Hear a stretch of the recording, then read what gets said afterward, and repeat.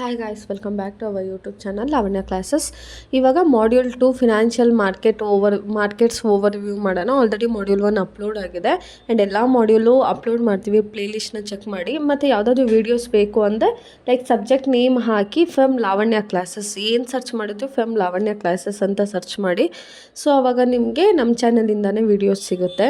And ನಿಮ್ಗೆ ಹೇಳಿದೆ ಪ್ರಾಕ್ಟಿಕಲಲ್ಲಿ ಯಾರಿಗಾದ್ರೂ ಡಿಫಿಕಲ್ಟ್ ಅನಿಸುತ್ತೆ ಆನ್ಲೈನ್ ಟ್ಯೂಷನ್ಸ್ನ ತೊಗೋತೀವಿ. ಇಂಟ್ರೆಸ್ಟ್ ಇದ್ದರೆ ಇನ್ಸ್ಟಾಗ್ರಾಮಲ್ಲಿ DM ಮಾಡಿ. ಇವಾಗ module 2 financial markets overview. Financial market ಇದ್ರ ಬಗ್ಗೆ ನಾವು ಇಲ್ಲಿ ಡಿಸ್ಕಸ್ ಮಾಡ್ತೀವಿ. ಅಂದರೆ ಫಿನಾನ್ಷಿಯಲ್ ಮಾರ್ಕೆಟ್ ಅಂದರೆ ಏನು, ನಮಗೆ ತಲೆಯಲ್ಲಿ ಹಾಗೆ ಮಾರ್ಕೆಟ್ ಅಂದರೆ ಒಂದು ತರಕಾರಿ market, fish market. So fish ಮಾರ್ಕೆಟಲ್ಲಿ ಏನು ಸಿಗುತ್ತೆ, ಫಿಶ್ ಸಿಗುತ್ತೆ. ತರಕಾರಿ ಮಾರ್ಕೆಟಲ್ಲಿ ತರಕಾರಿ ಸಿಗುತ್ತೆ. ಹಾಗೆ ಫಿನಾನ್ಷಿಯಲ್ ಮಾರ್ಕೆಟ್ಸ್ ಅಂದರೆ ಅಲ್ಲಿ ನಮಗೆ ದುಡ್ಡು ಸಿಗುತ್ತೆ. ನಮ್ಮ ಹತ್ರ ಜಾಸ್ತಿ ದುಡ್ಡಿದ್ದರೆ ನಾವು ಅಲ್ಲಿ ಇನ್ವೆಸ್ಟ್ ಮಾಡ್ಬೋದು, ಇಲ್ಲ ನಮಗೆ ಲೋನ್ ಬೇಕಂದರೆ ಅವರಿಂದ ನಾವು ರಿಸೀವ್ ಮಾಡ್ಬೋದು. ಈ ಥರ ಕಾನ್ಸೆಪ್ಟನ್ನು ನಾವು ಮಾಡ್ಯೂಲ್ 2ನಲ್ಲಿ ಸ್ಟಡಿ ಮಾಡ್ತೀವಿ. ನೀವು ಇನ್ನೂ ನಮ್ಮ ಚಾನಲ್ಗೆ ಸಬ್ಸ್ಕ್ರೈಬ್ ಆಗಿಲ್ಲ ಅಂದರೆ ಸಬ್ಸ್ಕ್ರೈಬ್ ಆಗಿ, ವಿಡಿಯೋ ಇಷ್ಟ ಆದರೆ ಲೈಕ್ ಮಾಡಿ, ಶೇರ್ ಮಾಡಿ. ಇವಾಗ ಇಂಟ್ರಡಕ್ಷನ್ ಪಾರ್ಟ್ ನೋಡೋಣ. ಏನು ಫಿನಾನ್ಷಿಯಲ್ ಮಾರ್ಕೆಟ್ ಅಂದರೆ, ಫಿನಾನ್ಷಿಯಲ್ ಮಾರ್ಕೆಟ್ ಹೇಗೆ ಆ್ಯಕ್ಟ್ ಮಾಡುತ್ತೆ ಅಂದರೆ ಬ್ರಿಡ್ಜ್ ಇದ್ದಂಗೆ. ಇವಾಗ ನೀವು ಒಂದು ಮೂಲೆಯಿಂದ ಇನ್ನೊಂದು ಮೂಲೆಗೆ ಹೋಗಬೇಕಲ್ವಾ. ಸೊ ಇದು ಹೆಂಗೆ ಮಾಡುತ್ತೆ, ಒಂದು ಮೂಲೆಯಲ್ಲಿ ದುಡ್ಡು ಜಾಸ್ತಿ ಸೇವಿಂಗ್ಸ್ ಯಾವಾಗ ಮಾಡ್ತೀವಿ ಹೇಳಿ, ನಮ್ಮ ಹತ್ರ ದುಡ್ಡು ಜಾಸ್ತಿ ಇದ್ದಾಗ ಸೇವಿಂಗ್ಸ್ ಮಾಡ್ತೀವಿ. ಅದೇ ಕೆಲವೊಬ್ಬರಿಗೆ ಏನಾಗುತ್ತೆ, ಏನಾದರೂ ಒಂದು ಬಿಸ್ನೆಸ್ ಮಾಡೋಕ್ಕೋ ಸ್ಟಾರ್ಟಪ್ ಮಾಡೋದಕ್ಕೋ ದುಡ್ಡು ಬೇಕಾಗಿರುತ್ತೆ. ಸೊ ಇವು ಇಬ್ಬರ ಮಧ್ಯದಲ್ಲಿ ಬ್ರಿಡ್ಜ್ ಆಗಿ ವರ್ಕ್ ಮಾಡ್ತಾರೆ. ಅಂದರೆ ಇವಾಗ ನಾನು ಹೋಗ್ಬಿಟ್ಟು ನನ್ನ ಹತ್ರ ದುಡ್ಡು ಜಾಸ್ತಿ ಇದೆ ಅಂತ ಅಕೌಂಟಲ್ಲಿ 10 ಲಕ್ಷ ಇಡ್ತೀನಿ. ಇವಾಗ ನಿಮಗೆ ದುಡ್ಡಿನ ಅವಶ್ಯಕತೆ ಇರುತ್ತೆ 10 ಲಕ್ಷ ರೂಪಾಯಿ. ಸೊ ಬ್ಯಾಂಕ್ ಏನು ಮಾಡುತ್ತೆ, ನಾನು ಇಟ್ಟು 10 ಲಕ್ಷನ ತೆಗ್ದು ನಿಮಗೆ ಕೊಡುತ್ತೆ. ಸೊ ಫಿನಾನ್ಷಿಯಲ್ ಮಾರ್ಕೆಟ್ ಅಂದರೆ ಏನಂತ ಗೊತ್ತಾಯ್ತಲ್ವ. ಯಾರ ಹತ್ರ ದುಡ್ಡು ಜಾಸ್ತಿ ಇರುತ್ತೋ ಅವನು ಹೋಗಿ ಡೆಪಾಸಿಟ್ ಮಾಡ್ತಾನೆ. ಅದೇ ದುಡ್ಡನ್ನ ತೊಗೊಂಡು ಬ್ಯಾಂಕ್ ಏನು ಮಾಡ್ತಾನೆ, ಇನ್ನೊಬ್ಬನಿಗೆ ಲೋನ್ ಆಗಿ ಪ್ರೊವೈಡ್ ಮಾಡ್ತಾನೆ. ಇವಾಗ ಲೋನಾಗಿ ಕೊಟ್ಟರೆ ಅವನ ಹತ್ರ 10% ಇಂಟ್ರೆಸ್ಟ್ ತೊಗೋತಾನೆ. ಅದೇ ನನಗೆ ಅವನು ಏನು ಮಾಡ್ತಾನೆ, ಬರೀ 5% ಕೊಡ್ತಾನೆ ವರ್ಷಕ್ಕೆ. ಸೊ ಏನಾಗುತ್ತೆ, ಅವಾಗ ಬ್ಯಾಂಕ್ ಅವ್ರಿಗೂ ಲಾಭ ಆಗುತ್ತೆ. ಮತ್ತು ಈಗ ಲೋನ್ ತೊಗೊಂಡು ಏನೋ ಒಂದು ಬಿಸ್ನೆಸ್ ಮಾಡಿ ಚೆನ್ನಾಗಿ ಪ್ರಾಫಿಟ್ ಆಗಿ ಅವ್ನು ಇವಾಗ ಇನ್ನೂ ನೆಕ್ಸ್ಟ್ ಲೆವೆಲಲ್ಲಿ ಇರ್ತಾನೆ. ಸೊ ಅವ್ನಿಗೂ ಏನಾಗುತ್ತೆ, ಹೆಲ್ಪ್ ಆಗುತ್ತೆ, ನಮಗೂ ಹೆಲ್ಪ್ ಆಗುತ್ತೆ, ಬ್ಯಾಂಕ್ ಅವ್ರಿಗೂ ಹೆಲ್ಪ್ ಆಗುತ್ತೆ. ಸೊ ಈ ಪ್ರೋಸೆಸ್ಸನ್ನು ನಾವು ಫಿನಾನ್ಷಿಯಲ್ ಮಾರ್ಕೆಟ್ ಅಂತ ಹೇಳ್ತೀವಿ. ಇಲ್ಲಿ ಬಂದುಬಿಟ್ಟು ನೀವು ಬರೀ ದುಡ್ಡು ನೀಡೋದಂತಲ್ಲ, ಕೆಲವೊಂದು ಸತಿ ಫಿನಾನ್ಷಿಯಲ್ ಅಸೆಟು, ಶೇರ್ಸನ್ನು, ಬಾಂಡ್ಸು, ಕರೆನ್ಸಿ, ಪ್ರತಿಯೊಂದು ನೀವೇನು ಮಾಡ್ಬೋದು, ಬೈಯೂ ಮಾಡ್ಬೋದು, ಸೆಲ್ಲು ಮಾಡ್ಬೋದು ಇಲ್ಲಿ. ಸೊ ಈ ಥರ ಮಾಡೋದ್ರಿಂದ ಏನಾಗುತ್ತೆ, ಯಾವ ಹತ್ರ ಎಕ್ಸ್ಟ್ರಾ ಅಮೌಂಟ್ ಇದೆಯೋ ಅವ್ರ ಹತ್ರ ಕಲೆಕ್ಟ್ ಮಾಡಿಕೊಂಡು ಯಾವುದಾದ್ರು ಒಂದು ಆರ್ಗನೈಸೇಷನ್ ಫಾರ್ಮ್ ಆಗೋದಕ್ಕೋ, ಏನಾದರೂ ಒಂದು ಡೆವಲಪ್ ಮಾಡೋದಕ್ಕೋ, ಇಲ್ಲ ಇನ್ನು ಬೇರೆ ಕಡೆ ಎಲ್ಲಾದರೂ ಜಾಸ್ತಿ ಪ್ರಾಫಿಟ್ ಬೇರೆ ಕಡೆ ಇನ್ವೆಸ್ಟ್ಮೆಂಟ್ ಮಾಡಿ ಅವರು ದುಡ್ಡು ಮಾಡ್ಕೋತಾರೆ. ಓಕೆನಾ, ಅರ್ಥ ಆಗ್ತಾ ಇದೆಯಲ್ಲ. ಇವಾಗ ನೆಕ್ಸ್ಟು ಇಂಟ್ರಡಕ್ಷನ್ ಅರ್ಥ ಆಯ್ತಲ್ವ. ದುಡ್ಡು ಜಾಸ್ತಿ, ಯಾರ ಹತ್ರ ದುಡ್ಡು ಜಾಸ್ತಿ ಇರುತ್ತೋ ಅವನ ಹತ್ರ ಇಸ್ಕೊಂಡು ಯಾರಿಗೆ ದುಡ್ಡಿನ ಅವಶ್ಯಕತೆ ಇರುತ್ತೋ ಅವನಿಗೆ ಕೊಡೋದು. ಸೊ ಇದನ್ನು ಏನಂತ ಹೇಳ್ತೀವಿ, ಫಿನಾನ್ಷಿಯಲ್ ಮಾರ್ಕೆಟ್ ಅಂತ ಹೇಳ್ತೀವಿ. ಲೈಕ್ ಸೆಂಟೆನ್ಸ್ ಓದ್ಬಿಡ್ತೀವಿ ನೋಡಿ. Like a financial market is a place or system where people buy and sell financial assets such as shares, bonds, currency and security. It helps in moving money from people who have extra savings to people who need money for business, investment or development. ಇವಾಗ ನೋಡಿ, ಆ ದುಡ್ಡನ್ನ ನಾನು ಲೋನಾಗಿ ತೊಗೊಂಡು ಒಂದು business ಅದು ಮಾಡ್ಬೋದು. ಇಲ್ಲ ಯಾವುದಕ್ಕೋ ಒಂದು ಗೋಲ್ಡಿಗೆ ಇನ್ವೆಸ್ಟ್ ಮಾಡ್ತೀನಿ ಅಂತ ಅಂದ್ಕೊಳ್ಳಿ. ಗೋಲ್ಡ್ ರೇಟ್ ಜಾಸ್ತಿ ಆಗಿತ್ತು, ಇವಾಗ ಬಿದ್ದೋಗ್ಬಿಟ್ಟಿದೆ. ಪ್ರೆಸೆಂಟ್ ಇವತ್ತಿನ ನಾನು ಹೇಳ್ತಿರೋದು, ನೀವು 3 ತಿಂಗಳು ಬಿಟ್ಕೊಂಡು ಎಕ್ಸಾಮ್ ನೋಡ್ತೀರಲ್ಲ, ನಮ್ಮ ಟೈಮಲ್ಲಿ ಓದ್ಕೋತೀರಲ್ಲ, ಆಮೇಲೆ ಅವಾಗ ಎಷ್ಟು ಇರುತ್ತೋ ಏನೋ ಗೊತ್ತಿಲ್ಲ. ಸೊ ನಾನು ಇವಾಗ ಪ್ರೆಸೆಂಟು, ಈಗ ನಾನು ಏನು ಮಾಡ್ತೀನಿ, ಸಿಲ್ವರ್ ರೇಟೆಲ್ಲ 4.5 ಲಕ್ಷ ಆಗಿತ್ತಲ್ಲ. ಸೊ ದುಡ್ಡು ಏನು ಮಾಡ್ತೀನಿ, ಲೋನ್ ತೊಗೊಬಿಟ್ಟು ಇನ್ವೆಸ್ಟ್ ಮಾಡಿಬಿಡ್ತೀನಿ. ಅಂದರೆ 2.5 ಲಕ್ಷ ಇದ್ದಿದ್ದು 4.5 ಲಕ್ಷ ಆಯಿತು. ಸೊ 2.5 ಲಕ್ಷ ಇದ್ದಾಗ ನಾನು ಇನ್ವೆಸ್ಟ್ ಮಾಡಿದೆ, ನನಗೆ 4.5 ಲಕ್ಷ ಆಯಿತು. ಈ ಮಿಕ್ಕಿದ ಅಮೌಂಟ್ ಏನಾಯಿತು, ನನಗೆ ಸೇವಿಂಗ್ಸ್ ಆಯಿತು. ಸೊ ಅಲ್ಲಿ ಇನ್ವೆಸ್ಟ್ ಮಾಡೋದು, ಇಲ್ಲ ಏನೋ ಒಂದನ್ನು ಡೆವಲಪ್ ಮಾಡೋದು, ಇದಕ್ಕೆಲ್ಲ ಏನಾಗುತ್ತೆ, ಫಿನಾನ್ಷಿಯಲ್ ಮಾರ್ಕೆಟಿಂದ ತೆಗೆದೋ ದುಡ್ಡು ನಮಗೆ ತುಂಬ ಯೂಸ್ ಆಗುತ್ತೆ. ಇವಾಗ ನೆಕ್ಸ್ಟ್ ಕಾನ್ಸೆಪ್ಟ್ ನೋಡೋಣ. ಇವಾಗ ಫಿನಾನ್ಷಿಯಲ್ ಮಾರ್ಕೆಟ್ ಅಂದರೆ ಏನು ಗೊತ್ತಾಯ್ತಲ್ಲ. ಟೈಪ್ಸ್ ಆಫ್ ಫಿನಾನ್ಷಿಯಲ್ ಮಾರ್ಕೆಟ್ ಅಂದರೆ ಏನು ಅಂತ ನೋಡೋಣ. ಇದರಲ್ಲಿ ನಿಮಗೆ 3 ಟೈಪ್ಸ್ ಬರುತ್ತೆ. ಒಂದು ಮನಿ ಮಾರ್ಕೆಟು, ಇನ್ನೊಂದು ಕ್ಯಾಪಿಟಲ್ ಮಾರ್ಕೆಟಲ್ಲಿ ಮತ್ತು 2 ಟೈಪ್ಸ್ ಡಿವೈಡ್ ಆಗುತ್ತೆ. ಒಂದು ಪ್ರೈಮರಿ, ಇನ್ನೊಂದು ಸೆಕೆಂಡರಿ, ನೆಕ್ಸ್ಟು ಕಮೋಡಿಟಿ ಮಾರ್ಕೆಟ್ ಅಂತ 3 ಟೈಪ್ಸ್ ಬರುತ್ತೆ. ಇವಾಗ ಇದನ್ನು ನಾವು 1 by 1 ಸ್ಟಡಿ ಮಾಡೋಣ. ಇವಾಗೇನು ಟೈಪ್ಸ್ ಆಫ್ ಫಿನಾನ್ಷಿಯಲ್ ಮಾರ್ಕೆಟಲ್ಲಿ 3 ಟೈಪ್ಸ್ ಬರುತ್ತೆ. ಒಂದು money market, capital market, commodity market. ಓಕೆನಾ, 1 by 1 ಸ್ಟಡಿ ಮಾಡೋಣ. ಮನಿ ಮಾರ್ಕೆಟ್ ಅಂದರೆ ಇದು ಫಿನಾನ್ಷಿಯಲ್ ಮಾರ್ಕೆಟಲ್ಲಿ ಒಂದು ಪಾರ್ಟ್ ಆಗಿರುತ್ತೆ. ಸೊ ಮನಿ ಮಾರ್ಕೆಟ್ ತಲೆಯಲ್ಲಿ ಇಟ್ಕೊಳ್ಳಿ, ಇದು ಶಾರ್ಟ್ ಟರ್ಮ್ ಫಂಡು. ಅಂದರೆ ನಿಮಗೆ ಏನಾದರೂ ದುಡ್ಡನ್ನ ಕಲೆಕ್ಟ್ ಮಾಡ್ಕೋಬೇಕು ಅಂದರೆ ನೀವು ಈ ಅಮೌಂಟನ್ನ 1 ವರ್ಷದೊಳಗಡೆ ನೀವು ರಿಫಂಡ್ ಮಾಡಿಬಿಡ್ಬೇಕು. ಓಕೆನಾ, ಇನ್ ಕೇಸ್ ನೀವು ಇನ್ವೆಸ್ಟ್ ಮಾಡ್ತೀನಿ ಅಂದರೆ ನಿಮ್ಮ ಅಮೌಂಟ್ ತೊಗೋತಾರೆ, 1 ವರ್ಷದೊಳಗಡೆ ಕೊಟ್ಬಿಡ್ತಾರೆ ನಿಮಗೆ. Money market is a market where people, bank, company and government deals with short-term money or highly liquidated financial instruments. ಯಾವುದಾದ್ರೂ ಒಂದು ಇನ್ಸ್ಟ್ರೂಮೆಂಟ್ಸ್ ಅಡ ಇಟ್ಟಿರ್ತಾರೆ ಅಲ್ವಾ, ಅದು ವಿತಿನ್ 1 ವರ್ಷದೊಳಗಡೆ ನೀವು ಕೊಟ್ಬಿಡಬೇಕು. ಇವಾಗ ಫಾರ್ ಎಕ್ಸಾಂಪಲ್ ನಿಮ್ಮದೊಂದು ಕಂಪನಿ ಇದೆ ಅಂತ ಅಂದ್ಕೊಳ್ಳಿ. ಕಂಪನಿ ಇದೆ, ಇವಾಗ ಕಂಪನಿ ಅಂದರೆ 1 ವರ್ಷದಲ್ಲಿ 12 ತಿಂಗಳು ಚೆನ್ನಾಗಿ ಓಡೋದಿಲ್ಲ, ಎಲ್ಲೋ ಒಂದು 3 ತಿಂಗಳು ಅವ್ರಿಗೆ ಕೆಲಸನೇ ಇರಲ್ಲ, ಖಾಲಿ ಕೂತಿರ್ತಾರೆ. ಓಕೆನಾ? ಅವಾಗ ಏನು ಮಾಡ್ತಾರೆ ಅಂದರೆ ಸ್ಯಾಲ್ರಿ ಪೇ ಮಾಡಬೇಕಲ್ವ ಕೆಲಸದವ್ರಿಗೆ, ಮತ್ತು ರಾ ಮೆಟೀರಿಯಲ್ ಸ್ವಲ್ಪ ಪರ್ಚೇಸ್ ಮಾಡಬೇಕು. ಸೊ ಅದಕ್ಕೇನು ಮಾಡ್ತಾರೆ, ಅಮೌಂಟನ್ನು ವಿತ್ಡ್ರಾ ಮಾಡ್ಕೋತಾರೆ. ಏನಂತ 3 ತಿಂಗಳೊಳಗಡೆ ನಾವು ಅದನ್ನ ಪೇ ಮಾಡ್ತೀನಿ ಅಂತ. ಸೊ ಏನಂದರೆ 3 ತಿಂಗಳಾಗಿದ ತಕ್ಷಣ ಮತ್ತೆ ಅವ್ರಿಗೆ ಚೆನ್ನಾಗಿ ಬಿಸ್ನೆಸ್ ಓಡುತ್ತೆ, ಚೆನ್ನಾಗಾಗುತ್ತೆ. ಸೊ ಇದನ್ನು ಏನಂತ ಹೇಳ್ತೀವಿ, ಮನಿ ಮಾರ್ಕೆಟ್. ಯಾವುದೇ ಒಂದು ಅಮೌಂಟು ನೀವು ವಿತ್ಡ್ರಾ ಅವರಿಂದ ಲೋನ್ ತೊಗೊಂಡು ಏನು ಮಾಡಬೇಕು, 1 ವರ್ಷದೊಳಗಡೆ ರಿಟರ್ನ್ ಕೊಟ್ಬಿಡಬೇಕು. ಇದನ್ನು ಶಾರ್ಟ್ ಟರ್ಮ್ ಲೋನ್ ಅಂತ ಹೇಳ್ತೀವಿ. ಇವಾಗ ನಾವು ಮನಿ ಮಾರ್ಕೆಟ್ ಹೇಗೆ ವರ್ಕ್ ಆಗುತ್ತೆ ಅಂದರೆ, ಇದು ಕಂಪ್ಲೀಟಾಗಿ ರಿಸರ್ವ್ ಬ್ಯಾಂಕ್ ಆಫ್ ಇಂಡಿಯಾ ಬಂದು ಕಂಟ್ರೋಲ್ ಮಾಡ್ತಿರೋದು, ಮತ್ತು rules and regulation central bank ಹೇಗೆ ಹೇಳುತ್ತೋ ಹಾಗೆ ಎಲ್ಲ ಕೇಳಬೇಕು.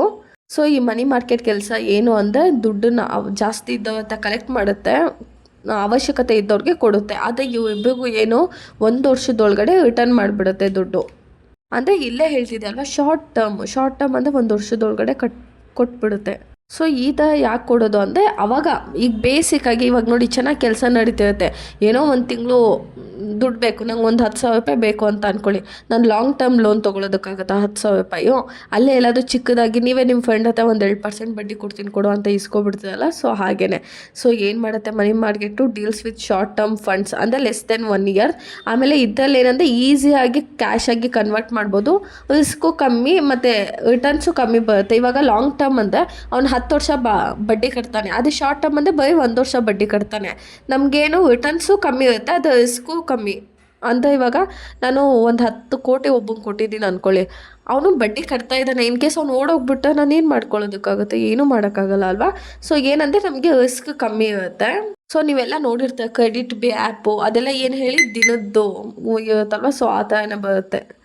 ಆಮೇಲೆ ಇವಾಗ ಲೋನ್ ಹೆಂಗೆ ಸಿಗುತ್ತೆ, ಇವಾಗ ನಾನು ಒಂದು ಕಂಪನಿ ಇದೆ ಅಂತ ಅಂದ್ಕೊಳ್ಳಿ.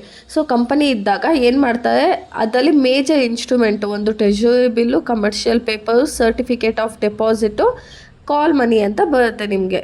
ಸೊ ಟ್ರೆಜರಿ ಬಿಲ್ ಅಂದರೆ ಇದು ಗವರ್ನಮೆಂಟ್ ಕಂಪ್ಲೀಟಾಗಿ ರೂಲ್ ಮಾಡ್ತಾಯಿದ್ದು, ಇದಕ್ಕೆ ಕಂಪ್ಲೀಟ್ ಹ್ಯಾಂಡ್ ಓವರಲ್ಲಿರೋದು ಗೌರ್ಮೆಂಟ್ ಹ್ಯಾಂಡ್ ಓವರಲ್ಲಿದೆ. So reserve bank of India control ಮಾಡ್ತಾಯಿರೋದು. ಇದು ಹೇಗೆ ಅಂದರೆ ನಿಮಗೆ ಗೌರ್ಮೆಂಟ್ ಸೆಕ್ಯೂರಿಟಿ ಒಂದು ಸರ್ಟಿಫಿಕೇಟ್ ಥರ, ಮುಂಚೆ ಎಲ್ಲ ಆಗ್ಬರ್ತಾಯಿತ್ತು, ಈಗ ಎಲೆಕ್ಟ್ರಿಕಲ್ ಡಿಮೆಟ್ ಅಕೌಂಟಲ್ಲೇ ನಿಮಗೆ ಸರ್ಟಿಫಿಕೇಟ್ ಥರ ಡೌನ್ಲೋಡ್ ಆಗಿಬಿಡುತ್ತೆ. ಮುಂಚೆ ಎಲ್ಲ ಒಂದು ಸರ್ಟಿಫಿಕೇಟ್ ಥರ ಇರ್ತಿತ್ತು, ಅಲ್ಲಿ ಇನ್ವೆಸ್ಟರ್ ನೇಮು, ಅಮೌಂಟು, ಮತ್ತು ನೀವು ಯಾವಾಗ ಅಮೌಂಟನ್ನು ರಿಟರ್ನ್ ಮಾಡ್ತೀರಾ, ಎಕ್ಸ್ಟ್ರಾ ಎಷ್ಟು ಅಮೌಂಟ್ ಕೊಡಬೇಕು, ಅದನ್ನೆಲ್ಲನೂ ಪರ್ಟಿಕ್ಯುಲರಾಗಿ ಮೆನ್ಷನ್ ಆಗಿರುತ್ತೆ. ಇವಾಗ ನನ್ನ ಹೆಸರು ಲಾವಣ್ಯ, ನಾನು 10,000 ರೂಪಾಯಿ ಕೊಡಬೇಕು. ಸೊ ಎಷ್ಟು ದಿನ ಆದಮೇಲೆ ಕೊಡ್ತೀನಿ ಅಂದಿದ್ದೀನಿ, 91 ಡೇಸ್ ಆದಮೇಲೆ ಕೊಡ್ತೀನಿ ಅಂದಿದ್ದೀನಿ. ಕೊಡುವಾಗ ಎಷ್ಟು ಅಮೌಂಟ್ ಕೊಡಬೇಕು, 10,300 ಕೊಡಬೇಕು. ಸೊ ಇದೆಲ್ಲ ಏನಾಗಿರುತ್ತೆ, ಆ ಟ್ರೆಜರಿ ಬಿಲ್ಲಲ್ಲಿ ಪ್ರಿಂಟ್ ಆಗಿರುತ್ತೆ. ಓಕೆನಾ? ಇದನ್ನು ಟ್ರೆಜರಿ ಬಿಲ್ ಅಂತ ಹೇಳ್ತೀವಿ. ಅದೇ ನಾವು ಕಮರ್ಷಿಯಲ್ ಪೇಪರ್ ಅಂದರೆ ಏನು, ಈ ಕಮರ್ಷಿಯಲ್ ಪೇಪರ್ಸನ್ನೆಲ್ಲನೂ ಕಂಪನಿ ದೊಡ್ಡ ಕಂಪ್ನಿ ಅವರು ಇಶ್ಯೂ ಮಾಡ್ಕೊಂಡಿರ್ತಾರೆ. ಸೊ ಅಲ್ಲೇನಿರುತ್ತೆ, ಕಂಪನಿ ನೇಮ್ ಇರುತ್ತೆ, ನಾನು ಎಷ್ಟು ಅಮೌಂಟನ್ನ ಬಾರೋ ಮಾಡ್ತಾ ಇದ್ದೀನಿ ಅಂತ ಇರುತ್ತೆ, ಯಾವತ್ತು ತೊಗೋತಾ ಇದ್ದೀನಿ, ಯಾವತ್ತು ಅಮೌಂಟ್ ಕೊಡ್ತೀನಿ, ಆಮೇಲೆ ಇಂಟ್ರೆಸ್ಟು ಎಷ್ಟು ಕೊಡ್ತೀನಿ, ಇದಿಷ್ಟು ಏನಾಗಿರುತ್ತೆ ಆ ಸರ್ಟಿಫಿಕೇಟಲ್ಲಿ ಬರೆದಿರ್ತಾರೆ. ಆಯಿತಾ? ಆದರೆ ಇವಾಗ ಹಾಗೆಲ್ಲ ಇಲ್ಲ. ಇವಾಗ ಪ್ರೆಸೆಂಟಲ್ಲಿ ಹಾಗೆಲ್ಲ ಇಲ್ಲ, ಎಲ್ಲ ಎಲೆಕ್ಟ್ರಿಕಲ್ PDF ಫಾರ್ಮೆಟಲ್ಲಿ ಕಳಿಸ್ಬಿಡ್ತಾರೆ, ಹಬ್ಬ ಮಾಡ್ಕೊಳ್ಳಿ ಅಂತ. ನೆಕ್ಸ್ಟು ಸರ್ಟಿಫಿಕೇಟ್ ಆಫ್ ಡೆಪಾಸಿಟು, ಇದು ಬಂದ್ಬಿಟ್ಟು ಬ್ಯಾಂಕ್ ಅಂಡರಲ್ಲಿರುತ್ತೆ. ಸೊ ಬ್ಯಾಂಕ್ ಅವರೇ ನಿಮಗೆ ಅಮೌಂಟ್ ಕೊಡೋದು ನಿಮ್ಗೆ ಎಷ್ಟು ಬೇಕೋ ಅಷ್ಟು. ಸೊ ಅಲ್ಲಿ ಬ್ಯಾಂಕ್ ನೇಮ್ ಇರುತ್ತೆ, ಇನ್ವೆಸ್ಟರ್ ನೇಮು, ಆಮೇಲೆ ನೀವು ಎಷ್ಟು ಅಮೌಂಟ್ ಡೆಪಾಸಿಟ್ ಮಾಡ್ತಿದ್ದೀರಾ, ಇಂಟ್ರೆಸ್ಟ್ ರೇಟ್ ಎಷ್ಟಿದೆ, ಮತ್ತು ಯಾವಾಗ ಅಮೌಂಟನ್ನು ವಿತ್ಡ್ರಾ ಮಾಡ್ಕೋತೀರಾ ಅನ್ನೋದು ಅಲ್ಲಿ ಪರ್ಟಿಕ್ಯುಲರ್ ಆಗಿರುತ್ತೆ. ನೆಕ್ಸ್ಟು ಕಾಲ್ ಮನಿ ಕೂಡ ಶಾರ್ಟ್ ಟರ್ಮು. ಸೊ ಇದರಲ್ಲಿ ಯೂಶಲಿ ಕಾಲ್ ಮನಿಲಿ ನೀವು 1 ಡೇಯಿಂದ ಹಿಡಿದು 14 ಡೇಸ್ ಒಳಗಡೆ ರಿಟರ್ನ್ ಕೊಟ್ಬಿಡಬೇಕು. ಅಂದರೆ ಇವಾಗ ಒಂದು ಬ್ಯಾಂಕು ಇನ್ನೊಂದು ಬ್ಯಾಂಕಿಗೆ ಸಾಲ ಕೊಡೋದು, ಇವಾಗ ಯಾವುದೋ ಒಂದು ಚಿಕ್ಕ SBI ಏನು ಮಾಡುತ್ತೆ, ಯಾವುದೋ ಪಂಜಾಬ್ ಮಹಾರಾಷ್ಟ್ರ ಬ್ಯಾಂಕಿಗೆ 10 ಕೋಟಿ ಕಳಿಸುತ್ತೆ, ನೋಡು ತಲೆ ಕೆಡಿಸ್ಬೇಡ, ನಾಳೆನೇ ನೀನು ಕೊಟ್ಬಿಡ್ಬೇಕು. ಒಂದು ದಿನಕ್ಕೆ ಜಸ್ಟು 1 ದಿನದಿಂದ 15 ದಿನದ ಮಟ್ಟಕ್ಕೆ ಮಾತ್ರ ಕೊಡೋದು. ಈಗ ಟ್ರೆಜರಿ ಬಿಲ್ ಅಂದರೆ ಯಾರು ಇಶ್ಯೂ ಮಾಡೋದು, ಗವರ್ಮೆಂಟ್ ಇಶ್ಯೂ ಮಾಡೋದು. ಕಮರ್ಷಿಯಲ್ ಪೇಪರ್ಸ್ ಬಂದು ಕಂಪನಿ ಅವರು ಇಶ್ಯೂ ಮಾಡೋದು. ಸರ್ಟಿಫಿಕೇಟ್ ಆಫ್ ಡೆಪಾಸಿಟ್ ಅಂದರೆ ಬ್ಯಾಂಕ್ ಅವರು ಇಶ್ಯೂ ಮಾಡ್ತಾರೆ. ಕಾಲ್ ಮನಿ ಅಂದರೆ ಬ್ಯಾಂಕ್ ಅವರು ಇನ್ನೊಂದು ಬ್ಯಾಂಕಿಗೆ ಲೋನ್ ಕೊಡೋದು. ಅಂದರೆ ಇದಿಷ್ಟನ್ನು ನಿಮಗೆ 10 ವರ್ಷ 20 ವರ್ಷ ಮಾಡಲ್ಲ, ಒಂದು ವರ್ಷದೊಳಗಡೆ ನಡೆಯುವಂಥದ್ದು. ಸೊ ಈ ಥರ ಶಾರ್ಟ್ ಟರ್ಮ್ ಮನಿ ಒಂದು ಸ್ವಲ್ಪ ದಿನಕ್ಕೆ ಕೊಟ್ಟು ಅದೇನಾಗುತ್ತೆ, ಲಿಕ್ವಿಡಿಟಿ ಮತ್ತು ನಮ್ಮ ಎಕನಾಮಿಕ್ ಚೆನ್ನಾಗಿರುತ್ತೆ, ಎಲ್ಲರಿಗೂ ಶಾರ್ಟ್ ಟರ್ಮ್ ಫಂಡ್ ಪ್ರೊವೈಡ್ ಮಾಡ್ಬೋದು. ಮತ್ತು ಈ ಥರ ಕೊಡೋದ್ರಿಂದ ಬ್ಯಾಂಕ್ ಅವ್ರಿಗೂ ತುಂಬ ಸಪೋರ್ಟಿವ್ ಆಗಿರುತ್ತೆ. ಸೊ ಅವಾಗೇನಾಗುತ್ತೆ, RBIಗೆ ಮನಿ ಸಪ್ಲೈ ಮತ್ತು ಇಂಟ್ರೆಸ್ಟ್ ರೇಟ್ ಚಾರ್ಜ್ ಮಾಡೋದಕ್ಕೆ ಈಸಿ ಆಗುತ್ತೆ. ಅರ್ಥ ಆಯ್ತಲ್ವಾ? Money market is a financial market where short term funds and security are traded a period of less than 1 year. ಯಾವುದೇ ಒಂದು ದುಡ್ಡು ಕೊಟ್ಟು 1 ವರ್ಷದೊಳಗಡೆ ರಿಟರ್ನ್ ಕಿತ್ಕೋತಾರೆ. ಇವಾಗ capital market and types of capital ಮಾರ್ಕೆಟಲ್ಲಿ ಟೈಪ್ಸ್ ಬರುತ್ತೆ ನಿಮಗೆ. ಮನಿ ಮಾರ್ಕೆಟಲ್ಲಿ ಅಂದರೆ ಇವಾಗ ಫಾರ್ ಎಕ್ಸಾಂಪಲ್ ನಾನು ಒಂದು ಬೋಂಡಾ ಬಜ್ಜಿ ಅಂಗಡಿ ಹಾಕ್ತೀನಿ ಅಂದರೆ ನಂಗೆ 10,000 ರೂಪಾಯಿ ಸಾಕು. ಅದೇ ನಾನು ಒಂದು ಶೋರೂಮ್ ಓಪನ್ ಮಾಡ್ತೀನಿ ಅಂದರೆ ನನಗೆ 10 ಲಕ್ಷ ಗಂಟ ಬೇಕಾಗುತ್ತೆ ಅಲ್ವಾ. ಮತ್ತು ಈ 10 ಲಕ್ಷ ನಾನು 1 ವರ್ಷದೊಳಗಡೆ ಕಟ್ಬಿಡೋದಕ್ಕಾಗುತ್ತಾ? ಆಗಲ್ಲ ಅಲ್ವಾ. ಕ್ಯಾಪಿಟಲ್ ಮಾರ್ಕೆಟ್ ಅಂದರೆ ಯಾವುದಾದ್ರು ಲೋನನ್ನು ನಾವು ವಿತ್ಡ್ರಾ ಮಾಡ್ಕೋತೀವಲ್ಲ, ಅದು ಲಾಂಗ್ ಟರ್ಮ್ ಫಂಡ್ ಆಗಿರುತ್ತೆ. ಅಂದರೆ ಆ ಅಮೌಂಟು ಒಂದು 10 ವರ್ಷ 20 ವರ್ಷ ಆ ಥರ ಕಟ್ಕೊಂಡು ಹೋಗೋತಾ ಇರುತ್ತೆ. ಅಂದರೆ ಈಗ ಒಂದು 10 ಕೋಟಿ ತೊಗೋತಾನಂತ ಅಂದ್ಕೊಳ್ಳಿ, ಆಯಿತಾ. 10 ಕೋಟಿನ ನೀವು 1 ವರ್ಷದೊಳಗಡೆ ಪೇ ಮಾಡೋದಕ್ಕಾಗುತ್ತಾ? ಇಲ್ಲ ಅಲ್ವಾ. Capital market is a part of financial market where long term fund are raised and traded. ಏನು ಮಾಡ್ತಿದ್ದೆ? ಲಾಂಗ್ ಟರ್ಮ್ ಫಂಡನ್ನು ರೈಸ್ ಮಾಡ್ತಿದ್ದಾರೆ. The money in this market is usually invested for more than 1 year. ಅಲ್ಲೇನೋ 1 ವರ್ಷದೊಳಗಡೆ ಅವ್ನಿಗೆ ಬಂದುಬಿಡ್ತಿತ್ತು. So ಅವಾಗ ಅವ್ನಿಗೆ risk ಕಮ್ಮಿ ಇರ್ತಿತ್ತು, ರಿಟರ್ನು ಕಮ್ಮಿ ಇರ್ತಿತ್ತು. ಬಟ್ ಇಲ್ಲಿ ಇವನಿಗೆ ಒಂದು 10 ಕೋಟಿ ಸಾಲ ಕೊಟ್ಟಿದ್ದಾನಂದ್ರೆ ರಿಸ್ಕು ಜಾಸ್ತಿ ಇದೆ, ರಿಟರ್ನು ಜಾಸ್ತಿ ಬರುತ್ತೆ ಅಲ್ವಾ. ಬಡ್ಡಿ ಕಟ್ತಾನಲ್ವ ಅವನು. ಅರ್ಥ ಆಗ್ತಾ ಇದೆ ಅಲ್ವಾ. ಇವಾಗ ಯಾವುದೋ ಒಂದು ದೊಡ್ಡ ಬಿಸ್ನೆಸ್ ಮಾಡ್ಬೇಕು ನಾನು. ಸೊ ಇಲ್ಲಾಂದರೆ ಕೆಲವೊಬ್ಬರು ಅಮೌಂಟನ್ನು ತೊಗೋತಾರೆ, ಯಾಕಂದರೆ ಆಲ್ರೆಡಿ ಬಿಸ್ನೆಸ್ ಇರುತ್ತೆ, ಅದನ್ನು ಎಕ್ಸ್ಪ್ಯಾನ್ಷನ್ ಮಾಡೋದಕ್ಕೋ ಇಲ್ಲ ಒಂದು ಹೊಸ ಪ್ರಾಜೆಕ್ಟನ್ನು ಮಾಡೋಕ್ಕೋ ಇಲ್ಲ ಏನೋ ಒಂದು ಡೆವಲಪ್ ಮಾಡೋದಕ್ಕೆ ಏನು ಮಾಡ್ತಾರೆ, ಲೋನ್ ತೊಗೋತಾರೆ. ಸೊ ಗೌರ್ಮೆಂಟಿಗೆ ಏನು ತಲೆ ಕೆಟ್ಟಿದೆಯಾ ಲೋನ್ ಕೊಡೋಕ್ಕೆ? ಇವಾಗ ನೋಡಿ, ಒಂದು ಕಂಪ್ನಿನ ನಾನು 10 ಕೋಟಿ ಇನ್ವೆಸ್ಟ್ ಮಾಡಿ ಒಂದು ಕಂಪನಿನ ರನ್ ಮಾಡ್ತಿದ್ದೀನಿ ಅಂದ್ಕೊಳ್ಳಿ. 10 ಕೋಟಿ ಇನ್ವೆಸ್ಟ್ ಮಾಡ್ತಿದ್ದೀನಿ ಅಂದರೆ ಅಲ್ಲಿಗೆ ಎಷ್ಟು ಜನ ವರ್ಕ್ ಮಾಡ್ತಿರ್ತಾರೆ? ಒಂದು 50,000 ಜನ ವರ್ಕ್ ಮಾಡ್ತಾರೆ. ಸೊ 50,000 ಜನದ ಫ್ಯಾಮಿಲಿ ನಡೀತಾ ಇರುತ್ತೆ. ಆಮೇಲೆ ನನಗೆ ಪ್ರಾಫಿಟ್ ಬಂದರೆ ಗೌರ್ಮೆಂಟಿಗೆ ನಾನು ಟ್ಯಾಕ್ಸ್ ಪೇ ಮಾಡ್ತೀನಿ. ಮತ್ತು ಪ್ರಾಫಿಟ್ ಯಾವಾಗ ಬರುತ್ತೆ? ಎಲ್ಲ ಕೆಲಸ ಚೆನ್ನಾಗಿ ಮಾಡಿದಾಗ ಪ್ರಾಫಿಟ್ ಬರುತ್ತೆ. ಅವಾಗೇನು ಮಾಡ್ತೀನಿ, ಎಲ್ಲರಿಗೂ ಬೋನಸ್ ಕೊಡ್ತೀನಿ, ಹೈಕ್ ಮಾಡ್ತೀನಿ, ಇನ್ಸೆಂಟಿವ್ಸ್ ಕೊಡ್ತೀನಿ. ಸೊ ಅವಾಗೇನು ಮಾಡ್ತಾರೆ, ನಿಮ್ಮ ಹತ್ರ ದುಡ್ಡು 10,000 ಇದ್ದರೆ 10,000 ಖರ್ಚು ಮಾಡ್ತಾರೆ. 50,000 ಇದ್ದರೆ ಏನು ಮಾಡ್ತೀರಾ ನೀವು? ಲೈಫ್ ಸ್ಟೈಲ್ ಸ್ವಲ್ಪ ಚೇಂಜ್ ಮಾಡ್ಕೋತೀರಲ್ವಾ. ಬಸ್ಸಲ್ಲಿ ಓಡಾಡೋರು ಒಂದು ಗಾಡಿ ತೊಗೋತೀರ, ಗಾಡಿ ಇದ್ದವರು ಕಾರ್ ತೊಗೋತಾರೆ. ಸೊ ಅವಾಗೇನಾಗುತ್ತೆ, ಮತ್ತೆ ದುಡ್ಡು ಯಾವಾಗ ಬರುತ್ತೆ? ಈ ದುಡ್ಡೆಲ್ಲ ಮತ್ತೆ ಗೌರ್ಮೆಂಟ್ಗೆ ಹೋಗುತ್ತೆ ಟ್ಯಾಕ್ಸ್ ಮೂಲಕ. ಇವಾಗ ನೋಡಿ, ನೀವು ಟ್ಯಾಕ್ಸ್ ಇನ್ಶೂರೆನ್ಸ್ ಎಲ್ಲ ಪೇ ಮಾಡಬೇಕಲ್ಲ, ಆ ದುಡ್ಡೆಲ್ಲ ಯಾರಿಗೂ ಹೋಗುತ್ತೆ? ನಿಮಗೆ ಬರುತ್ತೆ? ಇಲ್ಲ ತಾನೇ, ಗೌರ್ಮೆಂಟಿಗೆ ಹೋಗುತ್ತೆ. ಸೊ ಕ್ಯಾಪಿಟಲ್ ಮಾರ್ಕೆಟ್ ಅಂದರೆ ಯಾವುದೇ ಒಬ್ಬ ಬಿಸ್ನೆಸ್ ಮಾಡೋನಿಗೆ ಲೋನ್ ಪ್ರೊವೈಡ್ ಮಾಡೋದು. ಸೊ ಅವನು 1 ವರ್ಷದೊಳಗಡೆ ರಿಟರ್ನ್ ಮಾಡೋಕ್ಕಾಗಲ್ಲ, 1 ವರ್ಷಕ್ಕಿಂತ ಜಾಸ್ತಿ ಟೈಮ್ ತೊಗೊಳುತ್ತೆ. ಇವಾಗ ಟೈಪ್ಸ್ ಆಫ್ ಕ್ಯಾಪಿಟಲ್ ಮಾರ್ಕೆಟಲ್ಲಿ 2 ಟೈಪ್ಸ್ ಬರುತ್ತೆ. ಒಂದು ಪ್ರೈಮರಿ ಮಾರ್ಕೆಟು, ಇನ್ನೊಂದು ಸೆಕೆಂಡರಿ ಮಾರ್ಕೆಟು. ಇವಾಗ ಪ್ರೈಮರಿ ಮಾರ್ಕೆಟ್ ಅಂದರೆ ಏನು ಅಂತ ನೋಡೋಣ. ಪ್ರೈಮರಿ ಮಾರ್ಕೆಟ್ ಅಂದರೆ ಒಂದು ಎಕ್ಸಾಂಪಲ್ ಹೇಳ್ತೀನಿ ನೋಡಿ. ಇವಾಗ ನಂದೊಂದು ಲಾವಣ್ಯ ಕ್ಲಾಸಸ್ಸು, ಓಕೆನಾ. ಈ ಲಾವಣ್ಯ ಕ್ಲಾಸಸ್ಸು ನಾನು ಒಬ್ಬಳೇ ಇವಾಗ ನಡೆಸ್ಕೊಂಡು ಹೋಗ್ತಾ ಇದ್ದೀನಿ. ಆಮೇಲೆ ಏನಾಗುತ್ತೆ ಅಂದರೆ, ಒಂಥರ ನಾನು ಏನಾದರೂ ಒಂದು ಅಕಾಡೆಮಿಕ್ ಮಾಡೋಣ ಅಂತ ಸ್ಟಾರ್ಟ್ ಮಾಡ್ತೀನಿ. ಸೊ ಅಕಾಡೆಮಿಕ್ ಮಾಡೋಣ, ಮತ್ತು ಎಲ್ಲ ಇವಾಗ ಬೆಂಗಳೂರಲ್ಲಿ ಇದ್ದೀನಲ್ವಾ. ಸೊ ಬೆಂಗಳೂರಿಂದ ಎಲ್ಲ ಕಡೆನೂ ಎಲ್ಲ ಡಿಸ್ಟಿಕಲ್ಲೂ ಒಂದೊಂದು ನಮ್ಮದು ಲಾವಣ್ಯ ಕ್ಲಾಸಸ್ ಅಂತ ಇರಲಿ ಅಂತ ನನ್ನ ತಲೆಯಲ್ಲಿರುತ್ತೆ. ಸೊ ಆ ಥರ ಎಲ್ಲ ಕಡೆ ಒಂದೊಂದು ಅಕಾಡೆಮಿಕ್ ಓಪನ್ ಮಾಡಬೇಕಂದ್ರೆ ನಾನು ಏನು ಮಾಡಬೇಕು, ನನ್ನ ಹತ್ರ ದುಡ್ಡು ಇರಬೇಕು. ಸೊ ನನ್ನ ಹತ್ರ ದುಡ್ಡಿಲ್ಲ. ಆವಾಗ ಏನು ಮಾಡ್ತೀನಿ ಅಂದರೆ, ನಿಮಗೆಲ್ಲನೂ ಇವಾಗ ಯಾವುದೋ ಒಂದು ಮತ್ತು 1-2-3 ಇದೆ ಅಂತ ಅಂದ್ಕೊಳ್ಳಿ ಅಕಾಡೆಮಿಕ್ಕು, ಅದಕ್ಕೆ ನಾವೇ ದುಡ್ಡನ್ನ ಹಾಕಿ ಅಕಾಡೆಮಿಕ್ ಮಾಡಿರ್ತೀವಿ. ಈಗ ಆಲ್ ಓವರ್ ಕರ್ನಾಟಕ ಮಾಡಬೇಕಂದ್ರೆ ನಾನು ಏನು ಮಾಡ್ತೀನಿ, ನನ್ನ ಹತ್ರ ದುಡ್ಡು ಅಲ್ಲ, ಸೊ ಶೇರ್ಸನ್ನು ಇಶ್ಯೂ ಮಾಡ್ತೀನಿ. ಅಂದರೆ ಏನು ಹೇಳ್ತೀನಿ, ಇನಿಷಿಯಲ್ ಪಬ್ಲಿಕ್ ಆಫರಿಂಗ್ ಅಂತ, ಓಕೆನಾ. ಅವಾಗೇನು ಮಾಡ್ತೀನಿ, ನೀವು ಬಂದುಬಿಟ್ಟು ನನ್ನ ಕಡೆಯಿಂದ ಶೇರ್ಸನ್ನು ಪರ್ಚೇಸ್ ಮಾಡ್ಬೋದು.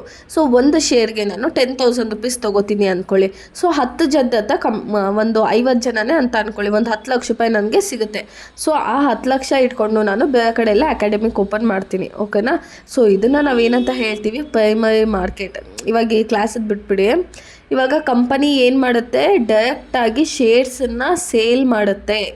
ಇವಾಗ ಝೊಮ್ಯಾಟೊ ನೀವು ನೋಡಿದ್ದೆ ಅನಿಸುತ್ತೆ, ಪೇಟಿಎಮ್ ಮತ್ತು ಝೊಮ್ಯಾಟೊ ಸ್ಟಾರ್ಟಿಂಗಲ್ಲಿ ಲಾಂಚ್ ಮಾಡಿದಾಗ ಅವ್ರಿಗೆ ಸರ್ವೈವ್ ಆಗೋದು ತುಂಬ ಕಷ್ಟ ಆಗಿತ್ತು. ಸೊ ಏನು ಮಾಡಿದ್ರು, ಪಬ್ಲಿಕ್ಗೆ ಶೇರ್ಸನ್ನು ಇಶ್ಯೂ ಸ್ಟಾರ್ಟ್ ಮಾಡೋದು, ಅಂದರೆ ಇನಿಷಿಯಲ್ ಪಬ್ಲಿಕ್ ಆಫರಿಂಗ್, ಪಬ್ಲಿಕ್ಕಿಗೆ ಆಫರ್ ಮಾಡೋಕ್ಕೆ ಸ್ಟಾರ್ಟ್ ಮಾಡೋದು, ನೀವು ನಮ್ಮ ಶೇರ್ಸನ್ನ ಪರ್ಚೇಸ್ ಮಾಡ್ಬೋದು ಅಂತ.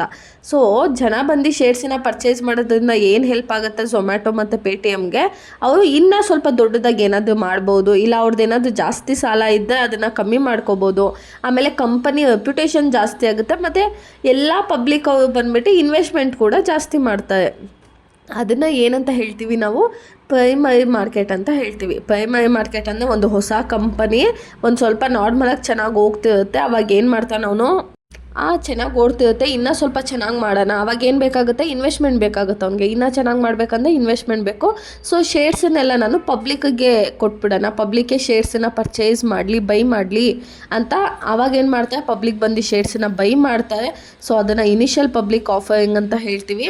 ಸೊ ಪಬ್ಲಿಕ್ಕು ಶೇರ್ಸನ್ನು ಪರ್ಚೇಸ್ ಮಾಡಿದಾಗ ಏನಾಗುತ್ತೆ, ನನಗೆ ಸ್ವಲ್ಪ ದುಡ್ಡು ಬರುತ್ತೆ, ಆ ದುಡ್ಡಲ್ಲಿ ನಾನು ಏನು ಸಾಲ ಅದು ತೀರಿಸ್ಬೋದು, ಇಲ್ಲ ಎಕ್ಸ್ಪೆನ್ಷನ್ ಮಾಡ್ಬೋದು, ಏನಾದರೂ ಮಾಡ್ಬೋದು. ಸೊ ಇದನ್ನು ನಾವು ಪ್ರೈಮರಿ ಮಾರ್ಕೆಟ್ ಅಂತ ಹೇಳ್ತೀವಿ. ಪ್ರೈಮರಿ ಮಾರ್ಕೆಟ್ ಅಂದರೆ ಶೇರ್ಸನ್ನ ಫಸ್ಟ್ ಟೈಮ್ ಪಬ್ಲಿಕ್ಕಿಗೆ ಆಫರ್ ಮಾಡೋದು. ಇವಾಗ ಸೆಕೆಂಡರಿ ಮಾರ್ಕೆಟ್ ಅಂದರೆ ಎಂತ ಆಯಿತಾ. ಈಗ ಸೆಕೆಂಡರಿ ಮಾರ್ಕೆಟ್ ಅಂದರೆ ಇವಾಗ ನನ್ನ ಕಂಪ್ನಿ ತುಂಬ ಚೆನ್ನಾಗಿ ಓಡ್ತಿರುತ್ತೆ, ಓಕೆನಾ, ಒಂದು ಕಂಪನಿ ತುಂಬ ಚೆನ್ನಾಗಿ ಓಡ್ತಿರುತ್ತೆ, ಆವಾಗ ಒಬ್ಬ ಶೇರ್ನ ಪರ್ಚೇಸ್ ಮಾಡಿರ್ತಾನೆ, ಶೇರ್ಸ್ ಪರ್ಚೇಸ್ ಮಾಡಿರ್ತಾನೆ, ಆಮೇಲೆ ನನ್ನಿಂದ ಪರ್ಚೇಸ್ ಮಾಡಿರ್ತಾನೆ ಅಂತ ಅಂದ್ಕೊಳ್ಳಿ, ನನ್ನಿಂದ ಪರ್ಚೇಸ್ ಮಾಡಿರ್ತಾನೆ. ಆಮೇಲೆ ಏನಾಗುತ್ತೆ ಅಂದರೆ ಅವ್ನಿಗೆ ಶೇರ್ಸ್ ದುಡ್ಡಿನ ಅವಶ್ಯಕತೆ ಇದೆ ಅಂತ ಶೇರ್ಸ್ನ ಯಾವ ಇನ್ವೆಸ್ಟರ್ ನನ್ನಿಂದ ಪರ್ಚೇಸ್ ಮಾಡಿದ್ದ ಶೇರ್ಸು, ಪರ್ಚೇಸ್ ಮಾಡಿ 1 ವರ್ಷ ಆಗಿದೆ, ಅವ್ನಿಗೇನೋ ದುಡ್ಡಿನ ಅವಶ್ಯಕತೆ ಇದೆಯೋ ಏನೋ ಅಂತ ಅವನೇನು ಮಾಡ್ತಾನೆ, ಸೇಲ್ ಮಾಡ್ತಾನೆ ಶೇರ್ಸನ್ನ. ಅಂದರೆ ನನ್ನ ಹತ್ರ ಬಂದುಬಿಟ್ಟು ನಾನು ಸೇಲ್ ಮಾಡ್ತೀನಿ ಅಂತ ನನ್ನ ಹತ್ರ ಪರ್ಮಿಷನ್ ತೊಗೊಳೋದಿಲ್ಲ ಅವನು. ಅದ್ರ ಬದಲಾಗಿ ಏನು ಮಾಡ್ತಾನೆ, ಇವಾಗ ನೀವು ಒಂದು ಪ್ಲೇಸ್ಟೋರ್ಗೆ ಹೋಗ್ಬಿಟ್ಟು ಅದು ಆ್ಯಪ್ ಬರುತ್ತೆ ನೋಡಿ, ಡೌನ್ಲೋಡ್ ಮಾಡಿ, ಅದೇನಂತ ಅಲ್ಲೇ ತೋರಿಸುತ್ತೆ, ನೀವೇನಾದರೂ ಪರ್ಚೇಸ್ ಮಾಡಬೇಕಂದ್ರೆ ಅಲ್ಲೇ ತೋರಿಸುತ್ತೆ, ಸೇಲ್ ಮಾಡಬೇಕಂದ್ರೂ ತೋರಿಸುತ್ತೆ. ನೀವು ಸೇಲ್ ಮಾಡಬೇಕಂತ ಇದ್ದಾಗ ಇನ್ನೊಬ್ಬ ಒಬ್ಬ 3ನೇ ವ್ಯಕ್ತಿ ಬಂದುಬಿಟ್ಟು ನಿಮ್ಮಿಂದ ಪರ್ಚೇಸ್ ಮಾಡ್ಬೋದು ಅದನ್ನು. ಇವಾಗ ನಾನು ಏನಂದರೆ 1 ವರ್ಷ ಆಗಿರುತ್ತೆ ಅವನು ಪರ್ಚೇಸ್ ಮಾಡಿ ಸೇಲ್ ಮಾಡಬೇಕು, ಅವ್ನು ಬಂದುಬಿಟ್ಟು ನನ್ನ ಹತ್ರ ಪರ್ಮಿಷನ್ ತೊಗೊಳ್ಳಲ್ಲ, ನಂಗೆ ಬೇಡ ನಿಮ್ಮದು ನೀವೇ ತೊಗೊಳ್ಳಿ ಅಂತ ನನಗೆ ಬಂದು ಹೇಳಲ್ಲ. ಅದ್ರ ಬದಲು ಏನು ಮಾಡ್ತಾನೆ, ಇನ್ನೊಬ್ಬ ಯಾವ ಇನ್ವೆಸ್ಟರ್ಗೆ ಸೇಲ್ ಮಾಡ್ತಾನೆ, ಯಾವುದ್ರ ಮೂಲಕ, ಬಾಂಬೆ ಸ್ಟಾಕ್ ಎಕ್ಸ್ಚೇಂಜ್ ಮತ್ತು national stock exchange of India. So ಈ ಸ್ಟಾಕ್ ಮಾರ್ಕೆಟ್ನ ಯೂಸ್ ಮಾಡಿಕೊಂಡು ಅವನು ಸೇಲ್ ಮಾಡ್ತಾನೆ, ಅದು ಸೆಕೆಂಡರಿ ಮಾರ್ಕೆಟ್. ಪ್ರೈಮರಿ ಮಾರ್ಕೆಟ್ ಅಂದರೆ ಏನಂದಿದೆ, ಫಸ್ಟ್ ಟೈಮು ಬಿಸ್ನೆಸ್ ಸ್ಟಾರ್ಟಪ್ಪಲ್ಲಿ ನಾನು ಪಬ್ಲಿಕ್ಕಿಗೆ ಶೇರ್ಸ್ನ ಕೊಡೋದು. ಸೆಕೆಂಡರಿ ಮಾರ್ಕೆಟಲ್ಲಿ ಆಲ್ರೆಡಿ ಸೇಲ್ ಮಾಡಿಬಿಟ್ಟಿದ್ದೀನಿ. ಇವಾಗ ನೋಡಿ, ನೀವು ಅಂಗಡಿಗೆ ಹೋಗಿ ಫ್ರಿಡ್ಜ್ ತರ್ತೀರ ಅಂತ ಅಂದ್ಕೊಳ್ಳಿ, ಫ್ರಿಡ್ಜ್ ಬೇಡ ಅಂದರೆ ಅಂಗಡಿಯವ್ನಿಗೆ ಹೋಗಿ ವಾಪಸ್ ಕೊಡ್ತೀರಾ, ಇಲ್ಲ. ಸೊ ಆ ಫ್ರಿಡ್ಜನ್ನ ಏನು ಮಾಡ್ತೀರಾ, ನಿಮ್ಮ ಫ್ಯಾಮಿಲಿಲೇ ಯಾರಿಗಾದ್ರು ಬೇಕು ಅಂದರೆ ಹಾಗೆ ಕೊಟ್ಬಿಡ್ತೀರಲ್ವಾ, ನೋಡು ನಾನು 20,000 ರೂಪಾಯಿ ಕೊಟ್ಟಿದ್ದೆ, ನಂಗೆ 15,000 ರೂಪಾಯಿ ಕೊಡು. ಈಗ ಫೋನು ಅಷ್ಟೇ ಅಲ್ವಾ. ಸೊ ಅದನ್ನು ತಲೆಯಲ್ಲಿ ಇಟ್ಕೊಳ್ಳಿ, ಅದನ್ನು ಸೆಕೆಂಡರಿ ಮಾರ್ಕೆಟ್ ಅಂತ ಹೇಳ್ತೀವಿ. ಆಮೇಲೆ ಇವಾಗ ಫ್ರಿಡ್ಜು ನಿಮ್ಮ ಮನೆ ಅಕ್ಕಪಕ್ಕದವ್ರು ತೊಗೊಳ್ಳಲ್ಲ ಅಂತ ಅಂದ್ಕೊಳ್ಳಿ, ಆವಾಗ ಏನು ಮಾಡ್ತಾರೆ, OLXಲ್ಲಿ ಮಾರಿಬಿಡ್ತಿರ್ತಾನೆ. ಸೊ ಹಾಗೆಯೇ ಇವು ಏನು ಮಾಡ್ತಾರೆ, ಶೇರ್ಸನ್ನು ಯಾವುದ್ರ ಮೂಲಕ ಸೇಲ್ ಮಾಡ್ತಾರೆ, ಬಾಂಬೆ ಸ್ಟಾಕ್ ಎಕ್ಸ್ಚೇಂಜು ಮತ್ತು national stock exchange of India ಮೂಲಕ ಯೂಸ್ ಮಾಡಿಕೊಂಡು, ಸ್ಟಾಕ್ ಮಾರ್ಕೆಟ್ನ ಯೂಸ್ ಮಾಡಿಕೊಂಡು ಸೇಲ್ ಮಾಡ್ತಾರೆ. ಸೊ ಸೆಕೆಂಡರಿ ಮಾರ್ಕೆಟ್ ಅಂತ ಏನು, ಶೇರ್ಸ್ ಆಲ್ರೆಡಿ ಸೇಲ್ ಆಗಿರುತ್ತೆ, ಆಮೇಲೆ ಇನ್ವೆಸ್ಟರ್ಸು ಬೈ ಮತ್ತು ಸೆಲ್ ಮಾಡೋದಕ್ಕೆ ಅವ್ರ ಮಧ್ಯೆ ಅವೇ ಮಾಡ್ಕೋತಾರೆ. ಆಮೇಲೆ ಇದಿಷ್ಟು ಸರ್ಕಸ್ ಸೆಲ್ ಆಗುತ್ತೆ ಅಂದರೆ ಸ್ಟಾಕ್ ಎಕ್ಸ್ಚೇಂಜ್ ಮಾರ್ಕೆಟಲ್ಲಿ ಆಗುತ್ತೆ. So primary market, secondary market ಮುಗಿತಲ್ವಾ. ಮನಿ ಮಾರ್ಕೆಟ್ ಅಂತ ಏನು, 1 ವರ್ಷದೊಳಗಡೆ ಲೋನ್ ಏನು ಇಶ್ಯೂ ಮಾಡಿರ್ತೀವಲ್ಲ ಅದನ್ನು ಕೊಟ್ಬಿಡಬೇಕು. ಕ್ಯಾಪಿಟಲ್ ಮಾರ್ಕೆಟ್ ಅಂದರೆ 1 ವರ್ಷಕ್ಕಿಂತ ಜಾಸ್ತಿ ಟೈಮ್ ತೊಗೊಳುತ್ತೆ, ಲಾಂಗ್ ಟರ್ಮ್ ತೊಗೊಳುತ್ತೆ. ಇವಾಗ ನೆಕ್ಸ್ಟು ಕಮೋಡಿಟಿ ಮಾರ್ಕೆಟ್ ಅಂದರೆ ಏನು ಅಂತ ನೋಡೋಣ. ಕಮೋಡಿಟಿ ಮಾರ್ಕೆಟ್ ಅಂದರೆ market where raw material and basic goods are brought and sold. ಏನು ಮಾಡ್ತಿದ್ದಾರೆ, ರಾ ಮೆಟೀರಿಯಲ್ಲು ಮತ್ತು ಬೇಸಿಕ್ ಗೂಡ್ಸನ್ನು ತೊಗೊಬಂದು ಸೇಲ್ ಮಾಡ್ತಾರಲ್ವ, ಅದನ್ನು ನಾವೇನಂತ ಹೇಳ್ತೀವಿ, ಆ ಥರ ಗೂಡ್ಸನ್ನ ಕಮೋಡಿಟೀಸ್ ಅಂತ ಹೇಳ್ತೀವಿ. ಅರ್ಥ ಆಗ್ತಿದೆಯಾ. Commodities are usually natural resources or agriculture product. ಇವಾಗ ಕಮೋಡಿಟಿ ಅಂದರೆ ನಾವು ಡೈಲಿ ಯೂಸ್ ಮಾಡೋದು, ಅಕ್ಕಿ ಬೇಳೆ ಕಾಳು ಇಂಥದ್ದು ಆಗಿರ್ಬೋದು, ಗೋಲ್ಡು, ಸೊ ಈ ಥರನೂ ಆಗಿರುತ್ತೆ. ಇವಾಗ ಕಮೋಡಿಟಿ ಅಂದರೆ ಅರ್ಥ ಆಯ್ತಲ್ವ. ಇಲ್ಲೇನು ಮಾಡ್ತಿದ್ದಾರೆ, ಮಾರ್ಕೆಟಲ್ಲಿ ರಾ ಮೆಟೀರಿಯಲ್ಸ್ನ ತೊಗೊಬಂದು ಮತ್ತು ಬೇಸಿಕ್ ಗೂಡ್ಸ್ನ ತಂದು, ಬೇಸಿಕ್ಕು ಅಂದರೆ ಹಾಳು ಮುಳು, ಸೊ ಅದನ್ನೆಲ್ಲ ತೊಗೊಬಂದು ಸೇಲ್ ಮಾಡೋದು, ಇದನ್ನು ನಾವು ಕಮೋಡಿಟಿ ಅಂತ ಹೇಳ್ತೀವಿ. ಇವಾಗ ಕಮೋಡಿಟಿ ಮಾರ್ಕೆಟ್ ಅಂದರೆ ಏನು, ಕಮೋಡಿಟಿ ಮಾರ್ಕೆಟಲ್ಲಿ ಏನು ಮಾಡ್ತಾರೆ, ಟ್ರೇಡರ್ಸು ಗೂಡ್ಸನ್ನು ಬೈ ಮಾಡ್ತಾರೆ, ಹಾಗೆ ಸೇಲ್ ಮಾಡ್ತಾರೆ, ಆಯಿತಾ. ಇವಾಗ ನಾನು ಅಕ್ಕಿನ ಬೆಳೆಸ್ತೀನಿ ಅಂತ ಅಂದೆ. ಸೊ ಏನು ಮಾಡ್ತೀನಿ, ನಾನು ಮಾರ್ಕೆಟ್ಗೆ ಹೋಗಿ ಅಕ್ಕಿ, ಗೋಧಿ ಇಂಥದ್ದನ್ನೆಲ್ಲ ಏನು ಮಾಡ್ತೀನಿ, ಸೇಲ್ ಮಾಡ್ತೀನಿ. ಅಲ್ಲಿ ನಾನು ಮಾರ್ಕೆಟಿಗೆ ಯಾಕೆ ಹೋಗೋದು, ಕಮಾಡಿಟಿ ಮಾರ್ಕೆಟ್ಗೆ ಸೇಲ್ ಮಾಡೋದಕ್ಕೆ. ಅದೇನೆ ತುಂಬ ಜನ ಅಲ್ಲಿ ಬಂದು ಅಕ್ಕಿ, ಬೇಳೆಕಾಳು ಪರ್ಚೇಸ್ ಮಾಡೋಕ್ಕೆ ಬಂದಿರ್ತಾರೆ. ಸೊ ಅವು ಯಾಕೆ ಬರ್ತಾರೆ, ಪರ್ಚೇಸ್ ಮಾಡೋದಕ್ಕೆ. ಮತ್ತು ಅಲ್ಲಿ ಏನಂದರೆ ಕಮಾಡಿಟಿ ಮಾರ್ಕೆಟಲ್ಲಿ ಗೋಲ್ಡು, ಸಿಲ್ವರ್, ಆಯಿಲು ಇದನ್ನೆಲ್ಲನೂ ಸೇಲ್ ಮಾಡ್ತಾರೆ. ಸೊ ಸೇಲ್ ಮಾಡೋನು ಬಂದು ಸೇಲ್ ಮಾಡ್ತಾನೆ, ಪರ್ಚೇಸ್ ಮಾಡೋನು ಬಂದು ಪರ್ಚೇಸ್ ಮಾಡ್ಕೋತಾನೆ. ಎಕ್ಸಾಂಪಲು, ಇವಾಗ ಗೋಲ್ಡ್ ರೇಟ್ ಏನಾದರೂ ಜಾಸ್ತಿ ಆದರೆ, ಗೋಲ್ಡ್ ಡಿಮ್ಯಾಂಡ್ ಏನಾದರೂ ಜಾಸ್ತಿ ಆದರೆ ಏನಾಗುತ್ತೆ, ಗೋಲ್ಡ್ ರೇಟ್ ಕೂಡ ಜಾಸ್ತಿ ಆಗುತ್ತೆ. ಅದೇ ನಾವೇನಾದರೂ ಈಗ ಗೋಧಿ ಈ ವರ್ಷ ತುಂಬ ಜಾಸ್ತಿ ಬೆಳೆಸ್ಬಿಟ್ಟಿದ್ದೀವಿ ಅಂದ್ಕೊಳ್ಳಿ. ಸೊ ಅವಾಗ ಏನು ಮಾಡ್ತೀವಿ, ನಮ್ಮ ಹತ್ರ ಗೋಧಿ ಜಾಸ್ತಿ ಇದೆ ಅಂತ ರೇಟನ್ನು ಜಾಸ್ತಿ ಮಾಡೋಕ್ಕಾಗುತ್ತಾ, ಇಲ್ಲ. ಇನ್ ಕೇಸ್ ಹಾಗೆ ಇಟ್ಟರೆ ಗೋಧಿ ಹಾಳಾಗ್ಬಿಡುತ್ತೆ. ಸೊ ನಾವು ಏನಾದರೂ ಪ್ರೊಡಕ್ಷನ್ ಜಾಸ್ತಿ ಮಾಡಿದ್ರೆ ಪ್ರೈಸನ್ನು ಕಮ್ಮಿಗೆ ಇಟ್ಬಿಟ್ಟು ಸೇಲ್ ಮಾಡಿಬಿಡ್ತೀವಿ. ಈಗ ಕಮಾಡಿಟಿ ಮಾರ್ಕೆಟಲ್ಲಿ 2 ಟೈಪ್ಸ್ ಬರುತ್ತೆ. ಒಂದು ಹಾರ್ಡ್ ಕಮಾಡಿಟಿ, ಒಂದು ಸಾಫ್ಟ್ ಕಮಾಡಿಟಿ. ಒಂದು ಹಾರ್ಡ್ ಕಮಾಡಿಟಿ ಅಂದರೆ ನ್ಯಾಚುರಲ್ ರಿಸೋರ್ಸಸ್, ಅಂದರೆ ಒಂದು ಮೈನಿಂಗ್ ಮಾಡೋದ್ರಿಂದನೋ ಇಲ್ಲ ಭೂಮಿನ ಒಡೆದು ತೆಗಿಯೋದ್ರಿಂದನೋ ಸಿಗೋ ಅಂಥದ್ದನ್ನು ಹಾರ್ಡ್ ಕಮಾಡಿಟಿ ಅಂತೀವಿ. ಹೆಂಗೆ ಸಿಗುತ್ತೆ, gold, silver, crude oil, natural gases ಇದೆಲ್ಲ ಎಲ್ಲಿ ಸಿಗುತ್ತೆ, ನಮಗೆ ಭೂಮಿ ಒಳಗಡೆ ಸಿಗುತ್ತೆ. ಇವಾಗ ಕ್ರೂಡ್ ಆಯಿಲ್ ಅಂದರೆ ನಿಮಗೆ ಗೊತ್ತಿರುತ್ತೆ ಅನಿಸುತ್ತೆ. Petrol, diesel, kerosene, LPG gas, plastic. So ಇದೆಲ್ಲ ಏನೋ ಕ್ರೂಡ್ ಆಯಿಲ್ ಆಗುತ್ತೆ. ಮತ್ತು ನ್ಯಾಚುರಲ್ ಗ್ಯಾಸ್ ಇರ್ಬೋದು, ಗೋಲ್ಡ್ ಇರ್ಬೋದು, ಸಿಲ್ವರ್ ಇರ್ಬೋದು. ಸೊ ಅದೆಲ್ಲನೂ ನಾವು ಹಾರ್ಡ್ ಕಮಾಡಿಟಿ ಅಂಡರಲ್ಲಿ ಬರುತ್ತೆ. ಸಾಫ್ಟ್ ಕಮಾಡಿಟಿ ಅಂದರೆ ಅಗ್ರಿಕಲ್ಚರ್ನ ಯೂಸ್ ಮಾಡಿಕೊಂಡು ನಾವು ಮಾಡೋವಂಥದ್ದು. ಏನು, ಈಗ ಗೋಧಿ, ಅಕ್ಕಿ, ಬೇಳೆ, ಕಾಳು, ಶುಗರು, ಬೆಲ್ಲ, ಕೊಬ್ಬು ಇದನ್ನೆಲ್ಲ ನಮಗೆ, ಈಗ ನಾವೇನು ಫ್ರೂಟ್ಸ್ ಎಲ್ಲನೂ ಹೆಂಗೆ ಬೆಳೆಯುತ್ತೆ, ನಮಗೆ ಭೂಮಿ ತಾಯಿಯಿಂದನೇ ತಾನೇ ಬೆಳೆಯೋದು. ಸೊ ಇದನ್ನು ಸಾಫ್ಟ್ ಕಮಾಡಿಟಿ ಅಂತ ಹೇಳ್ತೀವಿ. ಇದೆರಡು ಅಂದರೆ ಸಾಫ್ಟ್ ಕಮಾಡಿಟಿ, ಹಾರ್ಡ್ ಕಮಾಡಿಟಿ. ಇದು ಬಂದ್ಬಿಟ್ಟು ಟೈಪ್ಸ್ ಆಫ್ ಕಮಾಡಿಟಿ. ಆದರೆ ನಾವಿಲ್ಲಿ ಸ್ಟಡಿ ಮಾಡ್ತಾಯಿದ್ದು ಕಮಾಡಿಟಿ ಮಾರ್ಕೆಟಲ್ಲಿ ಯಾವ ಥರ ಟೈಪ್ಸ್ ಇರುತ್ತೆ ಅಂತ ನೋಡೋಣ. ಇವಾಗ types of commodity markets. Spot market first point. Spot market ಅಂದರೆ ಇವಾಗ ನೀವು ಕಮಾಡಿಟಿ ಮಾರ್ಕೆಟಿಗೆ ಹೋಗಿರ್ತೀರ, ಅಲ್ಲೇನು ಮಾಡ್ತಾರೆ, 10 kg ಚಿನ್ನನ ತೊಗೊಂಡೋಗಿರ್ತೀರ ಅಂದ್ಕೊಳ್ಳಿ.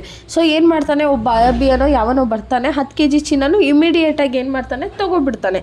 ಸೊ ಅದು ಸ್ಪಾಟ್ ಮಾರ್ಕೆಟ್. ಸ್ಪಾಟಲ್ಲೇ ಫುಲ್ಲು ಅಮೌಂಟನ್ನು ಪೇ ಮಾಡಿ ತೊಗೊಬಿಡೋದು. ನೆಕ್ಸ್ಟು ಫ್ಯೂಚರ್ ಮಾರ್ಕೆಟ್ ಅಂದರೆ ಇವಾಗ ನಾನು ಇವಾಗ ಯಾವುದು ಮಳೆಗಾಲ ಬಂದರೆ ನೀವು ನೋಡಿರ್ತಾರೆ ಅನಿಸುತ್ತೆ, ಟೊಮಟೊ ರೇಟ್ ಎಲ್ಲ ಜಾಸ್ತಿ ಆಗಿಬಿಟ್ಟಿರುತ್ತೆ. ಸೊ ಏನು ಮಾಡ್ತೀನಿ, ಇನ್ನು 3 ತಿಂಗಳಿದೆ ಮಳೆಗಾಲಕ್ಕೆ ಅಂದರೆ ಇವಾಗಲೇ ನಾನು ಏನಂತೀನಿ, ಇವಾಗ ಪ್ರೆಸೆಂಟು 10 ರೂಪಾಯಿ kg ಟೊಮಟೊ ಇದೆ ಅಂತ ಅಂದೆ.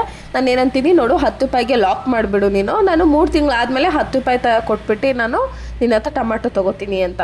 ಅಂದರೆ ಫ್ಯೂಚರ್ ಮಾರ್ಕೆಟ್ ಅಂದರೆ ನಾವು ಫ್ಯೂಚರಲ್ಲಿ ಯಾವುದಾದ್ರು ಬೇಕು ಅನ್ನೋದನ್ನು ಇವಾಗಲೇ ಬುಕ್ ಮಾಡ್ಕೊಬಿಡೋದು, ಆಯಿತಾ. ಸೊ ಇದೆರಡು 2 ಟೈಪ್ಸ್ ಆಫ್ ಕಮಾಡಿಟಿ ಮಾರ್ಕೆಟು. ನಾವು ಹಾರ್ಡು ಸಾಫ್ಟ್ ಇತ್ತಲ್ಲ, ಅದು ಕಮಾಡಿಟಿದು. ಇದು ಹಾರ್ಡ್ ಕಮಾಡಿಟಿ ಮಾರ್ಕೆಟಿಂದು ಸ್ಪಾಟ್ ಮಾರ್ಕೆಟ್ ಒಂದು, ಫ್ಯೂಚರ್ ಮಾರ್ಕೆಟ್ ಒಂದು ಬರುತ್ತೆ. ಆಯ್ತಲ್ಲ. Commodity market is A market wear natural resources and agriculture product R traded. ಏನು ಮಾಡ್ತಾರೆ, ನ್ಯಾಚುರಲ್ ರಿಸೋರ್ಸ್ ಅಂದರೆ ನೆಲ ನಾವು ಗುದ್ದಿ ತೆಗೆಯೋವಂಥ ಐಟಮ್ಸು ಮತ್ತು ನೆಲದ ಮೇಲೆ ಬೆಳೆಸೋವಂಥ ಐಟಮ್ಸನ್ನು ಸೇಲ್ ಮಾಡ್ತಾರೆ.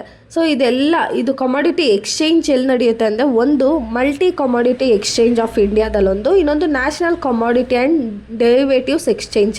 ಡೆರಿವೇಟಿವ್ ಅನ್ನೋ ವರ್ಡ್ ನಾನು ಸರ್ಚ್ ಮೆಥಡಾಲಜಿಲಿ ಹೇಳಿದೆ. ಡೆರಿವೇಟಿವ್ಸ್ ಅಂದರೆ ಏನು, ನಮಗೆ ಏನೋ ಒಂದು 3 ತಿಂಗಳು ಆದಮೇಲೆ ಬೇಕಾಗಿರೋದನ್ನು ನಾವು ಇವತ್ತೇ ಬುಕ್ ಮಾಡಿ ಇಟ್ಬಿಟ್ಟಿರ್ತೀವಿ ಇವತ್ತಿನ ರೇಟಿಗೆ. ಇವಾಗ ಗೋಲ್ಡ್ ಅಷ್ಟೇ, ನೀವು ಒಂದೊಂದು ಅಂಗಡಿಲಿ ನೋಡಿ 10,000 ರೂಪಾಯಿ ಇದ್ದಾಗ ನೀವು ಹೋಗಿ ಬುಕ್ ಮಾಡಿಬಿಟ್ರೆ ಒಂದು 5 ವರ್ಷ ಏನು ನಿಮಗೆ ಬಿಡೋಲ್ಲ, ಒಂದು 2 ವರ್ಷ ಹೋದ್ಮೇಲೆ 20,000 ಆಗಿದ್ದನು ನೀವು 10,000 ರೂಪಾಯಿ ಕೊಟ್ಬಿಟ್ಟೆ 10,000 ರೂಪಾಯಿ ಥರನೇ ತೊಗೋತೀರ. ಓಕೆನಾ. ಕಮಾಡಿಟಿ ಮಾರ್ಕೆಟ್ ಅರ್ಥ ಆಯ್ತಲ್ಲ. ಇವಾಗ ನೆಕ್ಸ್ಟ್ ಕಾನ್ಸೆಪ್ಟು, ಇವಾಗ ಮಾರ್ಕೆಟ್ ಸೆಗ್ಮೆಂಟ್ಸ್. ನೆಕ್ಸ್ಟ್ ಕಾನ್ಸೆಪ್ಟ್ ಅದು ಮಾರ್ಕೆಟ್ ಸೆಗ್ಮೆಂಟ್ಸು, ಆಮೇಲೆ types of market segments, next advantages and disadvantages ಬರುತ್ತೆ. ಇವಾಗ ಮಾರ್ಕೆಟ್ ಸೆಗ್ಮೆಂಟ್ ನೀವು ಫಸ್ಟ್ ಸೆಮ್ಮಲ್ಲಿ ಇದ್ದಾಗ ಮಾರ್ಕೆಟಿಂಗಲ್ಲಿ ನೋಡಿದ್ದೆ ಗೊತ್ತಾ. ಸೆಗ್ಮೆಂಟ್ ಅಂದರೆ ಅದು ಯಾವುದಾದ್ರು ಒಂದನ್ನು ಸ್ಮಾಲ್ ಪಾರ್ಟಾಗಿ ಡಿವೈಡ್ ಮಾಡ್ತಾ ಹೋಗೋದು, ಓಕೆನಾ. ಹಾಗೆಯೇ ಮಾರ್ಕೆಟಿಂಗಲ್ಲೂ ಹೇಗೆ ಅಂದರೆ, market segment means dividing a big market into small part based on type of products or services trading. ಅಂತ ಏನು ಮಾಡ್ತಾರೆ, ಸ್ಮಾಲ್ ಪಾರ್ಟಾಗಿ ಡಿವೈಡ್ ಮಾಡ್ತಾ ಹೋಗ್ತಾರೆ. ಸೊ ಇಲ್ಲಿ ಏನು ಆ ಸ್ಮಾಲ್ ಪಾರ್ಟ್ ಅಂದರೆ, ಈಗ ಮಾರ್ಕೆಟಿಂಗು ಸೊ ಮಾರ್ಕೆಟಿಂಗಲ್ಲಿ 3 ಪಾರ್ಟಾಗಿ ಡಿವೈಡ್ ಆಗ್ತಾ ಹೋಗುತ್ತೆ. ಸೆಗ್ಮೆಂಟ್ ಅಂದರೆ ಏನು, ಡಿವೈಡ್ ಮಾಡೋದು ಅಂತ. ಸೊ ಸೇಮು ನಾನು ಪ್ರಿವಿಯಸ್ಸಲ್ಲಿ ಹೇಳಿದೆ ಗೊತ್ತಾ, ಟೈಪ್ಸಲ್ಲಿ money market, capital market, commodity market ಅಂತ. ಇಲ್ಲೂ ಅಷ್ಟೇ 3 ಪಾರ್ಟಾಗಿ ಡಿವೈಡ್ ಆಗುತ್ತೆ. ಮನಿ ಮಾರ್ಕೆಟ್ ಅಂದರೆ ಏನು, ಯಾವುದಾದ್ರೂ ಒಂದು ದುಡ್ಡನ್ನು 1 ವರ್ಷದೊಳಗಡೆ ಮಾಡೋದು, ಡೀಲ್ ಮಾಡ್ಕೊಳ್ಳೋದು. ಸೊ ಯಾವುದ್ಯಾವ್ದು ಇರುತ್ತೆ, treasury bill, commercial paper, certificate of deposit ಮತ್ತು ಕಾಲ್ ಮನಿ. ಅಂದರೆ ಏನು, ಇಲ್ಲೇನು ಮಾಡ್ತಾರೆ, 1 ವರ್ಷದೊಳಗಡೆನೆ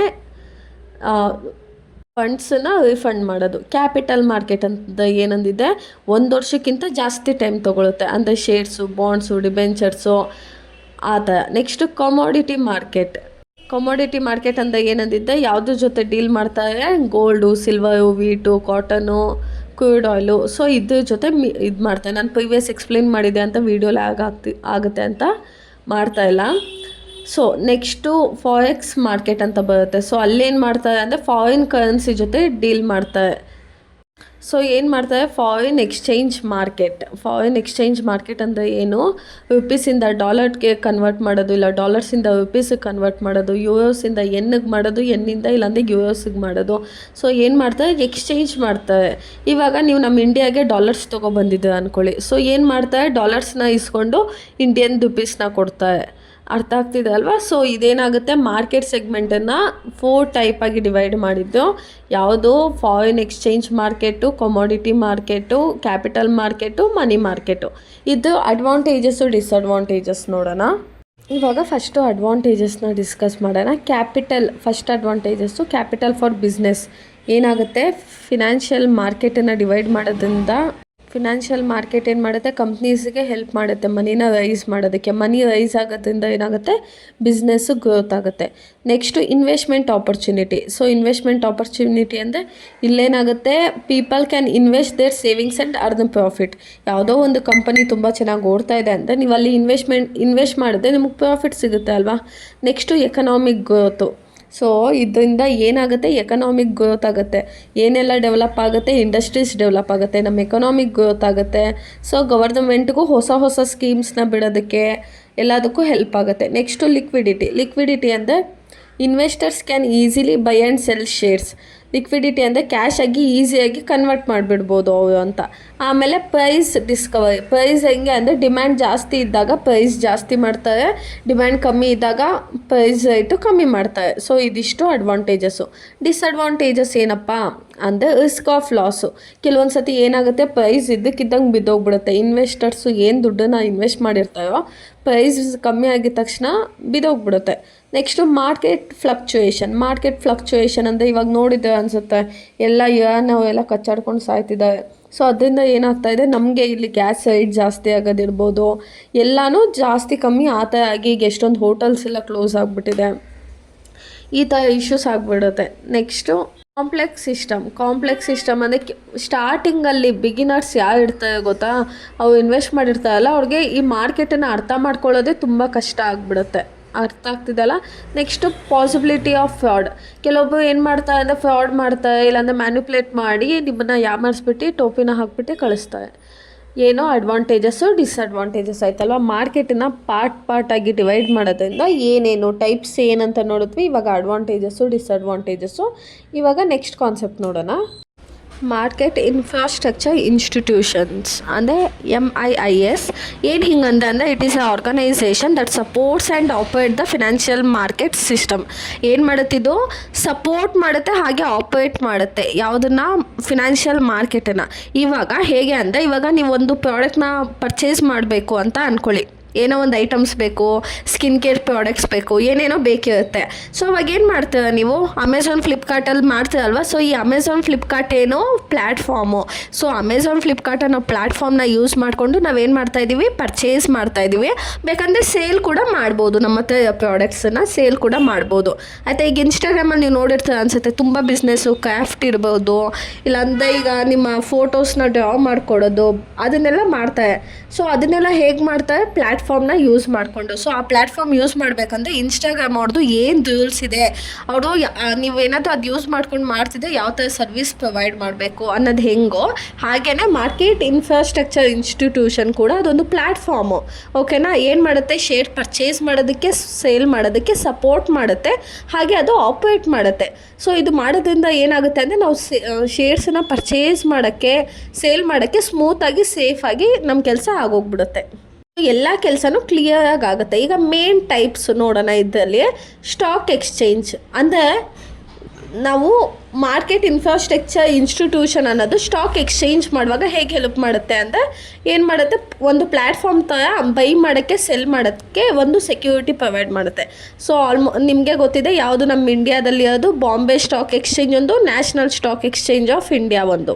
ಓಕೆನಾ, 2 ಇದೆ.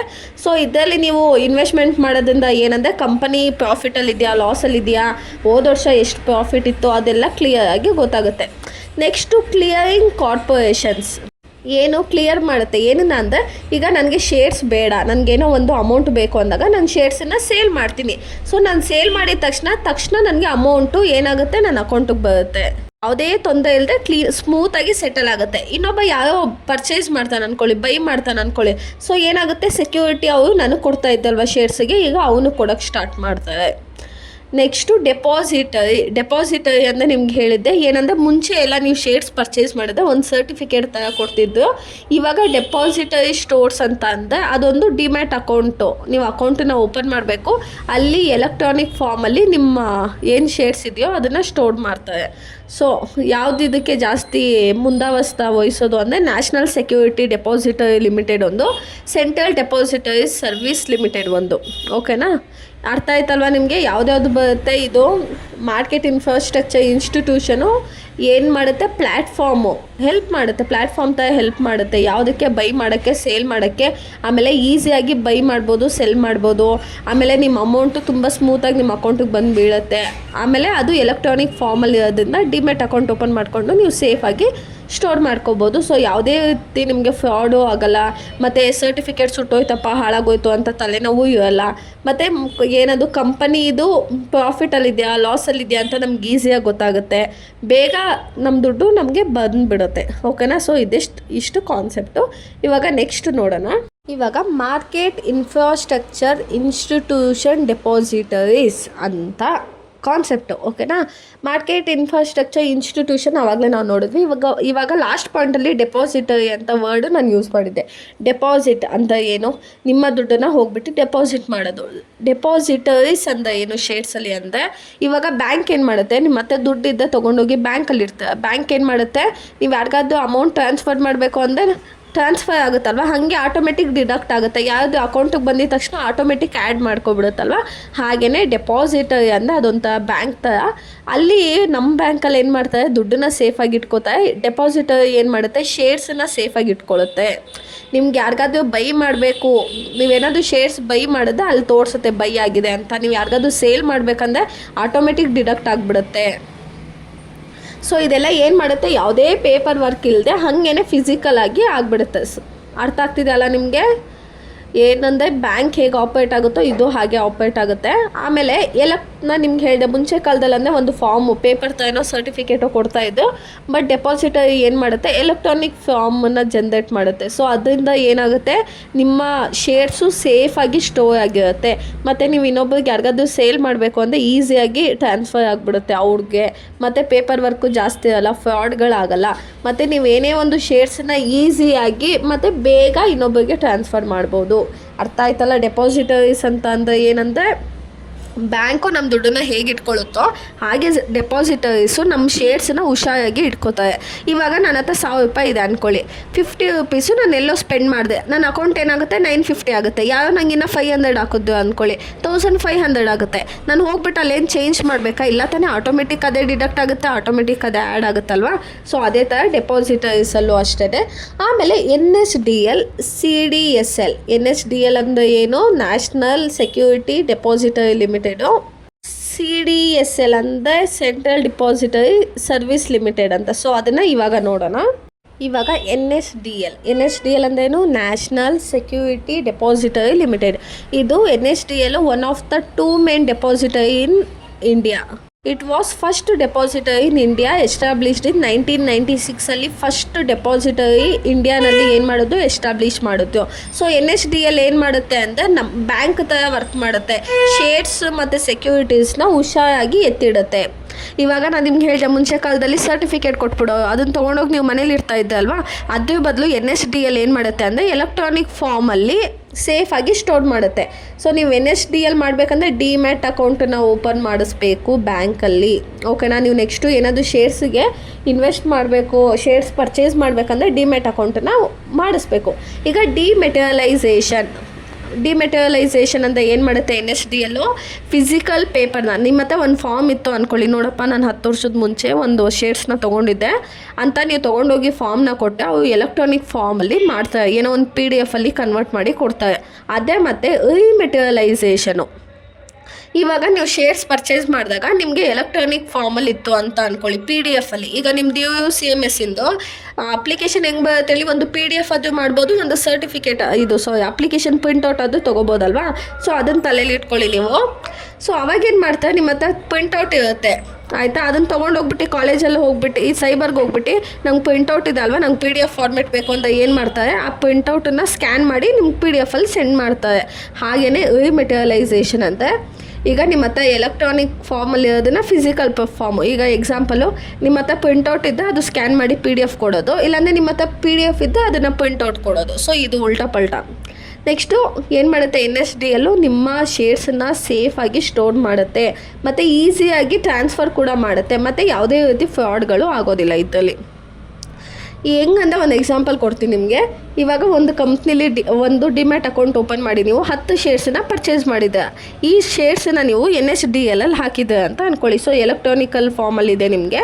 ಇವಾಗ ಏನು ಮಾಡ್ತೀರಾ ಅಂದರೆ 5 ಶೇರ್ನ ನೀವು ನನಗೆ ಸೇಲ್ ಮಾಡ್ತೀರಾ ಅಂದ್ಕೊಳ್ಳಿ. ಸೊ ಇದ್ದಕ್ಕಿದ್ದಂಗೆ ನಿಮ್ಮಿಂದ ಡಿಡಕ್ಟ್ ಆಗಿಬಿಡುತ್ತೆ 5 ಡಿಡಕ್ಟ್ ಆಗಿ ನನಗೆ ಆಟೋಮೆಟಿಕ್ ಟ್ರಾನ್ಸ್ಫರ್ ಆಗಿಬಿಡುತ್ತೆ. ಅಂದರೆ ಇಷ್ಟು ಚೆನ್ನಾಗಿ ವರ್ಕ್ ಮಾಡುತ್ತೆ ಅದು ಅಂತ ಅರ್ಥ. NSDL ಅಂದರೆ ಅರ್ಥ ಆಯ್ತಲ್ಲ, ಫಸ್ಟು ಎಸ್ಟಾಬ್ಲಿಷ್ ಮಾಡಿದ್ದು ನಮ್ಮ ಇಂಡಿಯಾದಲ್ಲಿ. ಇವಾಗ ನೆಕ್ಸ್ಟು CDSL ನೋಡೋಣ. Central depository service limited. ಇದು 1999 ಎಸ್ಟಾಬ್ಲಿಷ್ಡ್ ಆಗಿದ್ದು ಸೆಕೆಂಡ್ ಡೆಪಾಸಿಟರಿ ಇನ್ ಇಂಡಿಯಾ ಅಂತ ಕನ್ಸಿಡರ್ ಮಾಡ್ತಾರೆ. ಫಸ್ಟ್ ಡೆಪಾಸಿಟರಿನೂ ಅದೇ, ಸೆಕೆಂಡು ಅದೇ. ಇವಾಗ ಫಸ್ಟು ಏನು ಕೆಲಸ ಮಾಡೋದು ಸೆಕೆಂಡ್ ಒನ್ನು ಅದೇ ಕೆಲಸ ಮಾಡುತ್ತೆ. ಅದು 1996 ಹುಟ್ಕೊಳ್ತು, ಇದು 1999 ಹುಟ್ಕೊಂಡಿದೆ. ಸೊ ಅಷ್ಟೇ ಡಿಫ್ರೆನ್ಸು ಆಯಿತಾ. ಎರಡು ಸೇಮ್ ಇರುತ್ತೆ, ಎರಡನ್ನೂ ತಿರ್ಗಾ ಮುರ್ಗಾ ಮಾಡಿ ಸೇಮ್ ಬರೆದ್ಬಿಡಿ. ಓಕೆನಾ. ಇವಾಗ ಸೆಕೆಂಡ್ ಮಾಡ್ಯೂಲು ಕಂಪ್ಲೀಟ್ ಆಯಿತು. ವಿಡಿಯೋ ಇಷ್ಟ ಆದರೆ ಲೈಕ್ ಮಾಡಿ, ಶೇರ್ ಮಾಡಿ. Keep watching us. Thank you. Notes ಬೇಕಂದರೆ ಇನ್ಸ್ಟಾಗ್ರಾಮ್ ID-ನ ನಾನು ಡಿಸ್ಕ್ರಿಪ್ಷನಲ್ಲಿ ಹಾಕಿರ್ತೀನಿ. ಇವತ್ತು ಅಪ್ಲೋಡ್ ಮಾಡ್ತಿದ್ದೀನಲ್ವ, ಇವತ್ತೇ ನೋಟ್ಸ್ ಕೇಳೋಕ್ಕೆ ಹೋಗ್ಬೇಡಿ. 1 ವೀಕ್ ಅದು ಬೇಕು ನೋಟ್ಸ್ ಪ್ರಿಪೇರ್ ಮಾಡೋದಕ್ಕೆ. ಸೊ ನಾನು ಕಳಿಸ್ಕೊಡ್ತೀನಿ ಆಯಿತಾ. ವಿಡಿಯೋ ಇಷ್ಟ ಆದರೆ ಲೈಕ್ ಮಾಡಿ. ಇನ್ನೂ ಏನಾದರೂ ನಿಮಗೆ ಇವಾಗ ಮಾಡ್ತಿರೋದು ಸಾಕಂದರೆ ಓಕೆ ಇದೇ ಥರ ಕಂಟಿನ್ಯೂ ಮಾಡ್ತೀನಿ. ಇನ್ನೂ ಏನಾದರೂ ಎಕ್ಸ್ಟ್ರಾ ಬೇಕು ಅದು ಇದು ಅನ್ನಂಗಿದೆ ಕಮೆಂಟ್ ಮಾಡಿ. Keep watching guys. Thank you.